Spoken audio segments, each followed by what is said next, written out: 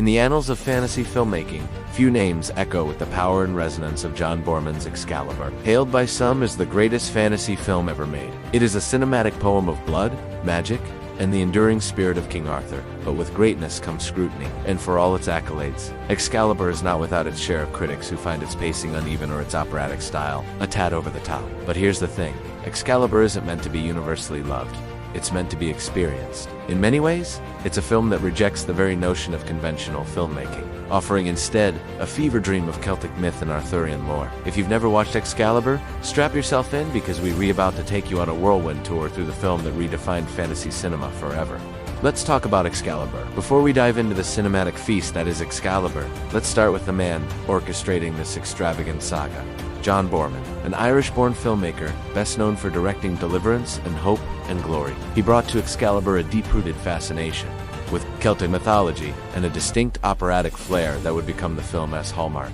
The story that unfolds is nothing short of epic. From Uther Pendragon's lust-driven quest for the sword Excalibur, the film charts the entire Arthurian cycle through Merlin's aid. Arthur's birth, the sword and the stone, the founding of Camelot and the Round Table, the doomed love between Lancelot and Guinevere, Percival's quest for the Grail, and finally, the kingdom's demise into war and Arthur's ultimate fate. But what truly sets Excalibur apart is its masterful execution. Despite its sprawling narrative, the film never feels overcrowded. Each scene, whether depicting the courtly intrigue of Camelot or the savage battles of war, is given the time and space it deserves. When it comes to the visual design of Excalibur, one can only marvel at the artistry on display. The film's color palette is dominated by the mystical green, which bathes the forests, the armor, and even the interiors of castles in an otherworldly glow. This wasn't merely a stylistic choice, it was a way to underline the film's central theme, the inextricable link between magic and nature. Furthermore, the film's production design and costume design work in perfect harmony to transport the audience to the medieval Britain of legend.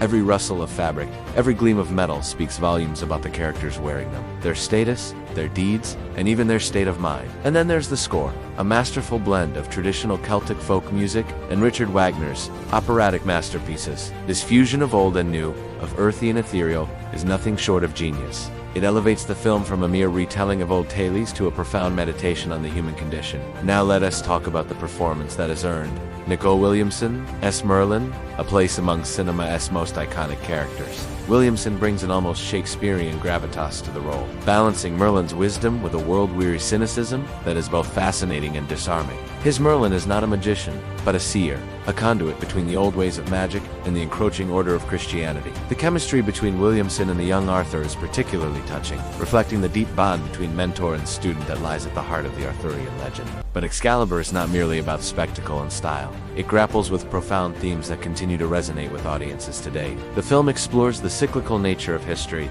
the corrupting influence of power, the destructive nature of unchecked desire, and the inevitable clash between tradition and modernity. One of the film's most striking images, the tarnished Excalibur, reflects the kingdom's decline, mirroring the corruption that festers beneath the surface of Camelot.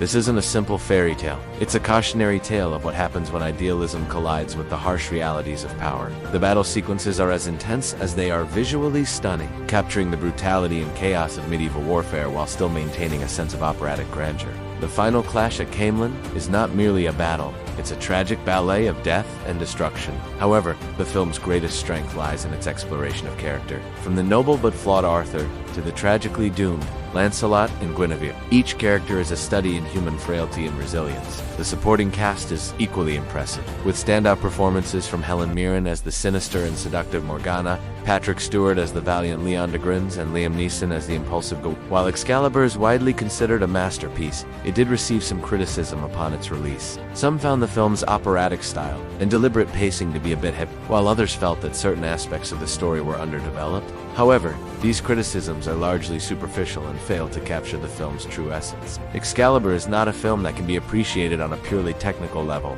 It demands a surrender to its unique vision, an immersion in its world, and an engagement with its themes. To understand Excalibur is to experience it, to feel its power, its passion, and its poetry. Ultimately, Excalibur stands as a testament to the power of myth and the enduring appeal of the Arthurian legend. It is a film that refuses to be confined by genre or categorization, a true original that continues to inspire and amaze audiences decades after its release. It's not just a film, it's an experience. It's a celebration of life, death, magic, and the enduring spirit of humanity in the face of overwhelming odds. It's Excalibur, what do you think? Does Excalibur deserve its reputation as one of the greatest fantasy films ever made? Or do you find its style and pacing a bit too much to handle? Let us know in the comments below. Also, please don't forget to like and subscribe so you don't miss out on any future reviews. Thanks for watching, and until next time, I hope you all have a good night. Take care.